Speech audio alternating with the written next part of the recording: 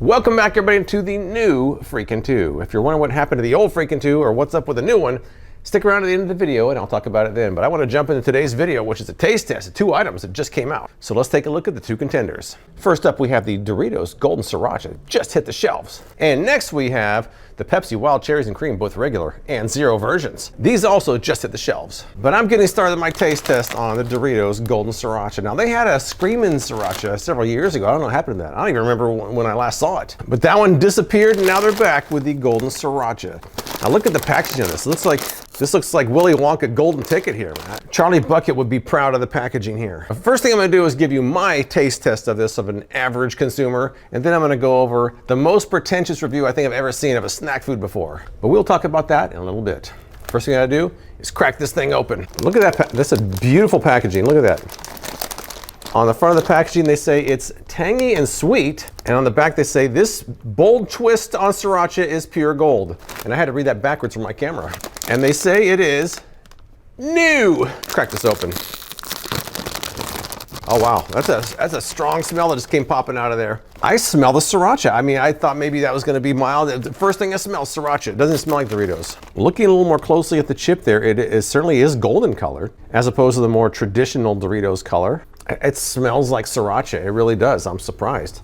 Now, I think with the previous Sriracha chip they had, it was kind of hot. This one, I don't think it's supposed to be hot as much as it is supposed to be sweet and tangy. In fact, it says sweet and tangy on the packaging. And Bailey's in here now, she just got a sniff of this chips here. But here we go, the first taste test, and I can tell you right now, just the smell alone, it smells like Sriracha more than a Dorito. Here we go. It's sweet. There's a heat that kind of comes in later. All right, so my initial impression is when you first put it in your mouth, you get hit with Sriracha right in the face. It's like getting slapped in the face with a bottle of it. And then as you go, the heat kind of builds in the background kind of over time, and it gets warmer as you keep eating chips, which is kind of a nice effect. There's a sweetness to it.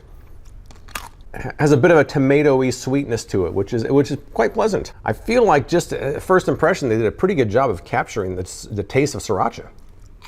They did. So if you like Sriracha, I do think you would like these. But let's dive a little bit deeper into this now. I was looking around to see if anybody else had really tried it. I only found one review of it, and it was quite pretentious. Listen to this review on the impulsive buy. This chip captures the tangy pretty well, a sweet ketchup-like zing, but I'm afraid it misses a lot of the nuanced undertones that make Sriracha work so well. There's a bit of vinegar, sure, but it's slight. I don't notice anything of a garlic nature. The heat kicks in on the back end of the first chip and is milder than the eponymous sauce. So if you can tolerate at least the teeniest bit of heat, these should pose no problem. That's a review of a snack chip. When I read that, it goes a little bit something like this. Let's take a look at one of these specimens here. Time for the taste test. Ah, the nuanced undertones. Yet the garlic's absence is indeed a tragic flaw, denying us the full flavor palette. Get out of here with that. Who reviews chips like that? Come on now, this is not a fine wine, it's a chip. It's a chip. It's supposed to be crunchy, it's supposed to taste good, it's supposed to remind you of Sriracha, and it does. Before I move on to the Pepsi, I want to try a few more things. Let's get some Sriracha sauce, get this party going. First thing I want to do is actually dip one of these in some Sriracha and see if I can like double the Sriracha flavor here. There we go, let's try that. That should be interesting. Whoa. Oh, wow. Wow. That was a bit much. Wow, I got hit in the face with Sriracha on that one. Wow. I'm gonna try something else though. I got some Doritos tortilla chips here. What if I put some Sriracha on this? Because it seems to be the base. This is the Doritos tortilla chip. This is the Golden Sriracha. What if I just put a teeniest bit of Sriracha on the tortilla chip? I just put a little bit on there. Let's see what happens if we compare the two. Tortilla chip with Sriracha added to it. It's similar. Now for the Golden Sriracha. It's not quite the same. The Sriracha flavor is a little bit different. If you can't find these, or if you're jonesing for them and don't have them, pairing these two together makes it kind of a solid alternative. Now back to the Golden Sriracha. It's different, but good. All right, so as far as I'm concerned, the Doritos Golden Sriracha is a unique flavor. It does capture the essence of Sriracha, although not exactly the same thing. Adding Sriracha to it is kind of a whole other level, which is it's almost a bit much. I like them. I will definitely enjoy this bag. In fact, I bought two of them because this bag at Target was $5.19. but they had a deal getting 2 for $8, so $5 for a bag of chips, I don't know, it seems kind of expensive. But I think it's a worthy addition to the Doritos lineup, and I'll be curious how popular they really are. But with that, let's move on to the next item, which is the new Wild Cherry and Cream Pepsi. Next up, we have the Pepsi Wild Cherry and Cream, both regular and zero editions. These just came out, and they're still kind of hard to find. They say it combines sweet cherry and creamy vanilla. They already have the wild cherry, which has been out since 1988, and they say that this one isn't going away. In fact, it's so popular, that's why they added a new version of it. The new one is a permanent flavor that replaces the previous permanent flavor they got rid of, which is mango, which I don't know if I ever even tried that one or not. They say the Pepsi Mango is still on the shelves, but they're not making any more, at least for the time being. I don't remember Pepsi Mango. If you have an opinion about Pepsi Mango disappearing, tell me what you think in the comments below. But I'm gonna try both these variants, and I'm gonna compare to the regular Wild Cherry Pepsi. We'll see how prominent the addition of cream to the Wild Cherry is, because if it's not much of a difference, then why buy it? You know, usually when I do a drink taste test, I pour it into a clear glass, but I can already tell you there's no difference. They're all the same color. So pouring into a glass ain't gonna do any good. So let's start off with the regular sugar version of Wild Cherry Pepsi. This is a whopping 260 calories. So is the regular one. And the zero is not 0 calories, it's 5 calories. All right, here we go. Let's open up the regular one first. Let's also open up the regular Wild Cherry. So we've got both side by side here. They kind of smell the same. There's not a strong aroma to either one of them. They smell the same. But here we go. Let's do the taste test here. Wild Cherry and Cream, first test.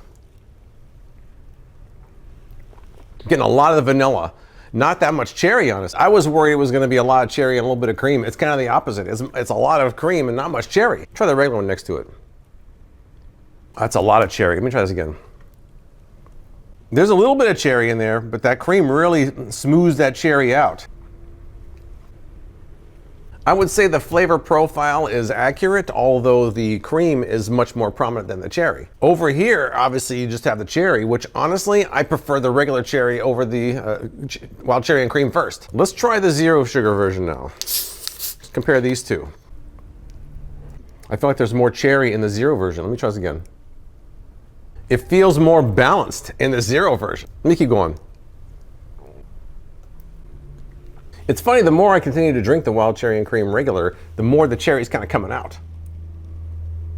All right, as far as I can tell, going back and forth all these over and over again, the cherry is more prominent in the zero version, maybe a little bit more balanced. I feel like it's kind of more equal. On the regular version, I feel like the cream is a little bit more prominent, although the more I drink it, the more the cherry kind of comes through. So in the end, I think I'd probably go with the original Wild Cherry Pepsi over these two. The vanilla to me is that kind of cream vanilla flavor.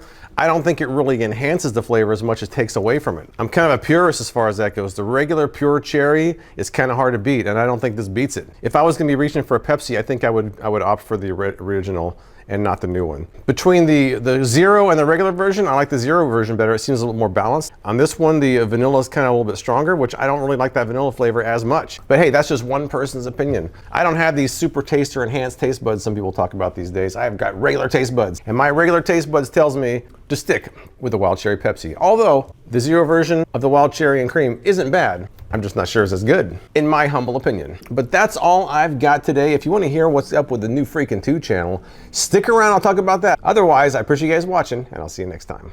All right, so if you're sticking around for this part, here's my explanation of what's up with Freakin' 2. Now, it was about a year ago in early 2024, I was talking to my members on my member updates that I kind of wanted to have a second channel to do what I would refer to now as probably the scrap heap. I don't mean that's bad ideas, I mean these are just scrapped ideas from the main Freakin' Reviews channel. You know, Freakin' Reviews is kind of my career, so I really can't rock the boat too much there. I have to be kind of careful what I post. But I do want an outlet to post other things that I enjoy doing. I love doing food reviews, but I can't do too many there, once in a while, maybe. But as you've noticed, I was in most of my son's food reviews when he was doing it. I'm in a lot of JC Klein's food reviews when she does it. I was in 2 Cent Chick's food reviews. I like doing food reviews, but I can't do that many on Freakin' Reviews. There's a couple other categories of things that I wanted to put on this channel. But what happened though, somehow, I don't know how Freakin' 2 evolved into what it was, because it wasn't really my plan to do that. I mean, I enjoyed doing those skits. They're kind of fun to do, but they're a lot of work. I didn't really want to take on a lot of work. I just wanted to have a second channel as another creative outlet. Once I did a couple of skits, I felt like I was kind of pigeonholed. So I I didn't really want to do a lot of skits. I wanted to do other things. So after a while, I just kind of sat on the channel for a while to let it marinate, and I just said, you know what, I'm gonna relaunch it with what I originally planned to do, which is food reviews, occasional commentary, and some live streams, which are also coming up. I'm not ready for those yet because I'm still setting up a live stream area in my house. Once I get that done, I'll be doing some live streams right here on Freakin' too. So if those are the three main categories, food, commentary, and live streams, there's a fourth category of just kind of whatever else I can think of. There might be some random ideas here, but that was the original plan of Freakin' 2. I don't know how it ever evolved into what it became. I'm proud of those videos, but I wouldn't keep doing those because they're too much work. I don't have a set schedule right now. I just, whenever anything interesting food-wise comes out, I'll probably review it. Whenever I have anything to talk about commentary-wise, I'll post it. And when I get my live stream setup done, I'll start live streaming as well. But for those of you who are still here, I appreciate your time and I appreciate your patience with this channel. I kind of like the idea of having a smaller channel where there's not so much pressure. It's not really like my job doesn't depend on it. I can just kind of post what I want. Be more casual. So I'll be making videos for my main channel, for members, and for Freakin' 2, and they're going to be all a little bit different. So thank you to those of you who are still here after all this time and still willing to watch what I have to post. Hopefully you enjoyed these videos. And if you have any feedback, let me know. If you have any ideas for this channel, the best place to give those would be Discord or email. I'll include that email address below. But that's all I've got. I'll see you guys soon in the next one. I appreciate you watching, and I'll see you next time.